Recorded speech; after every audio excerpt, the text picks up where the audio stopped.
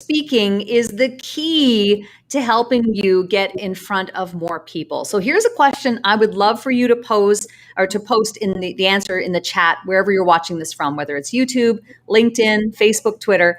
I want to know, what would you rather do? Jump off of a mountain versus public speaking? So, I'm speaking to all of you who are afraid of public speaking. And I've brought on the perfect guest today. Arvee Robinson is the master speaker trainer. She's an international speaker herself, and she is the author of Speak Up, Get Clients. And we're going to talk today about eliminating the fear of public speaking. So those of you who are afraid to get up in front of other people, take note. And Arvee, great to have you on the show. Why are people so afraid of public speaking? Hi, Sheryl. So good to be here with you. They are afraid because it's the unknown. That's what most people are really afraid of. They think they're afraid of public speaking, but it's something that they haven't done. Perhaps they have not been trained for it. They have not prepared for it. And so, yeah, it's very scary that if you step on stage without training or preparation. So it's really the unknown. But that feeling that people get, that anxiety, is really just and adrenaline, because it's that fight or flight that's a natural reaction to something that, again, we're unfamiliar with, that we're a little fearful of. I mean, even if you bungee jumped, if the first time, you're probably going to be more fearful. The second, third, fourth, fifth time, once you learn how to do it and you have that experience, the fear will dissipate. So it's really just the unknown. Arvee, tell me, when was the first time you ever spoke in front of an audience, and how did you feel? Okay, that was in corporate America, probably 30 years ago. And back then, I thought just because I could flap my jaw that I could get out and speak. I stepped on stage. There's over 200 people in there, mostly men, because I was speaking about accounting software. And I was really doing a pitch for the brand that I liked, even though I was working for a CPA firm at the time. It was a CPA firm named Deloitte, one of the international CPA firms. And so I stepped on stage with my packet of notes, right, handwritten back then, because we didn't have individual computers. I don't even think I got a typewriter back then. So handwritten notes. And I stepped on stage. I started pitching, of course, I didn't know anything about grabbing your audience's attention or personal story or any of that. So it was all technical. And then I came to a point where I lost my place. And it was like deer in the headlights. Look, I was frantically looking through all my papers and I couldn't find my place. So I just said, thank you. And I waddled off the stage in total embarrassment and humiliation. And from that day on, I learned an important lesson, that I needed to get trained. I remember some of the first times that I got on stage. I was still a teenager at the time. And I remember feeling this hot feeling, like flushed feeling, as if the blood was all just surging up into my cheeks. And there was this burning sensation. And the thought of having everyone's eyes on me did not sit well with me at that time, at a time when I really felt very shy about speaking in front of others, let alone the fact that I didn't really know what I was maybe even talking about at that point. But same with you, 30 some odd years ago is really when this journey began. So I think that between us, we bring a lot of experience of public speaking to this arena and to this conversation. So if you are watching this live right now on any of our channels, please take this opportunity to ask questions, leave them in the comments. Arvee and I will go back and make sure that we answer any and all questions. We can also bring specific questions up on the screen to answer them for you through this conversation. So eliminating the fear of public speaking, I know there's a lot to it, Arvee, and there are multiple steps. I know you write about that, you speak about that. But if we can kind of drill down on maybe 1 to 3 key things that people can do, maybe even more immediately, like what is something that someone could do right now to take action? I know we're both big proponents of taking imperfect action. Let's get out there and do it. Is there something that we can do today to eliminate that fear of public speaking? Absolutely. So there are techniques. So maybe you're a trained speaker and you're still a little bit nervous. And I do want to just talk about the acronym fear for a second, because A lot of people have learned that fear, stands for false evidence appearing real. But in my book, Speak Up, Get Clients, I take it a step further and say it's fatal, right? It's fatal expectations altering reality. Fatal expectations altering reality. So you step on stage just expecting something bad to happen, and guess what? It will.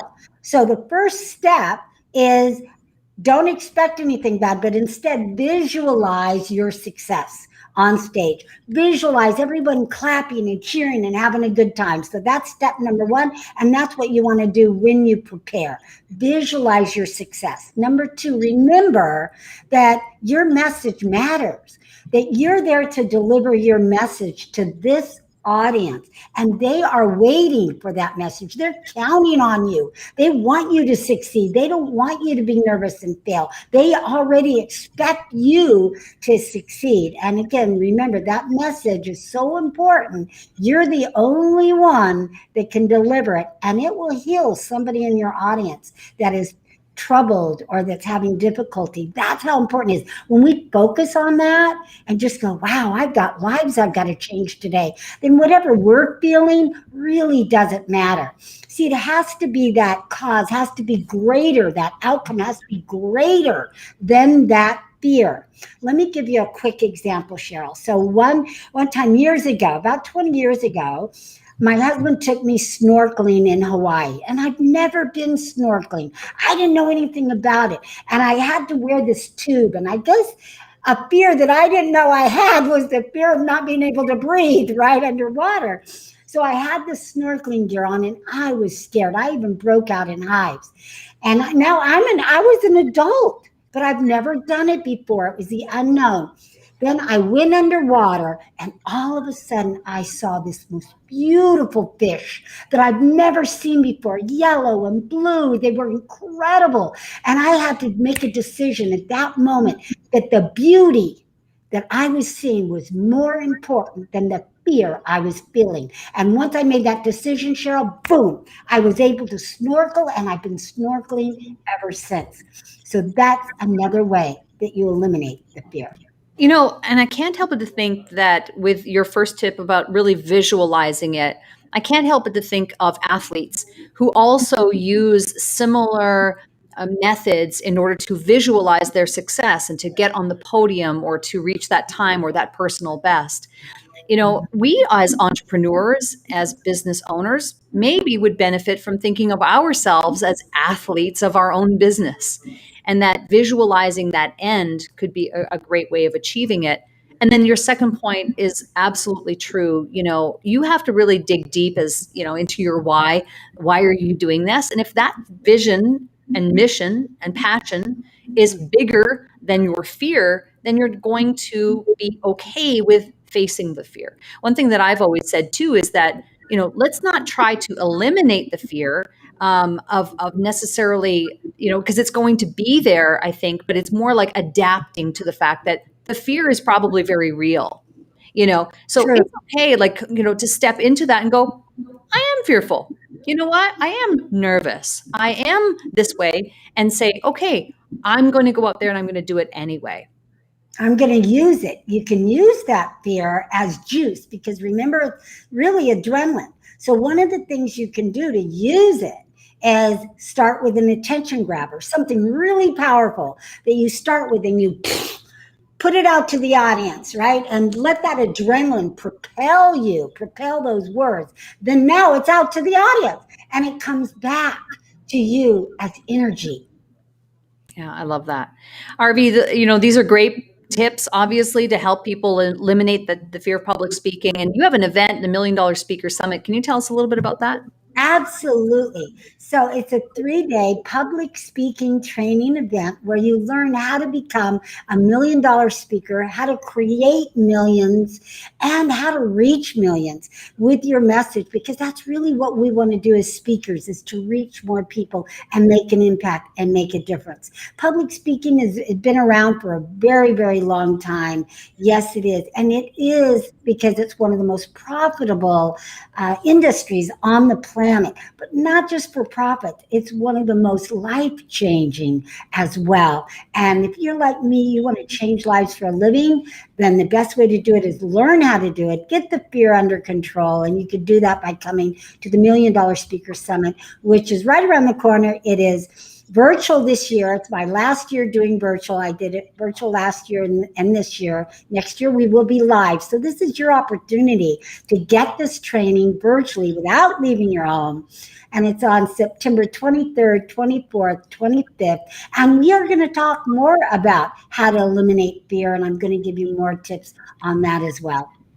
I can say personally, for me, public speaking is really what transformed the path of my entire life. Personally and professionally, so public speaking is really key. And I always say that video is a form of public speaking. Absolutely. Public speaking to an inanimate object, as it were. So Arvee, thank you so much for being on the show. Before we go, though, we have a fun little segment. I'm a big Prince fan, so I have a segment called "Stop Marketing Like It's 1999." So, what is a modern marketing tool, tip, tactic, or technique that you're using in your business to grow your enterprise? Well, it's exactly what you teach, Sheryl, and that's video. That's speaking on video. And it doesn't mean just doing a video. It means doing a video properly. So having a message, having a beginning, middle, and end, having that attention grabber, that story. So it's really practicing your video, becoming good with it, and getting it out there as many places as you can, and even video on your phone, video messaging.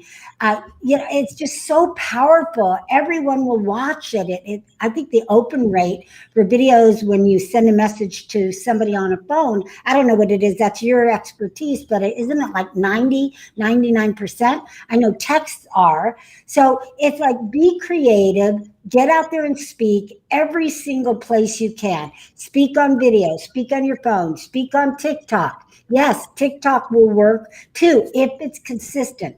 Speaking as a marketing strategy works, whatever medium you're comfortable with, if you're consistent. That means do it every day, do it every week, do it consistently. You can't dabble in public speaking and expect it to be a great marketing strategy. It's only a great marketing strategy because you're committed and do it consistently. I'm a big fan of commitment. I'm also a big fan of consistency and messaging, as we both are, Arvee. So thank you so much for being on Catching on Camera today. Really appreciate the time that you've taken out of your busy schedule to share those tips with us. And just for the record, I have had personal videos that I've sent to people with open rates as high as 93%.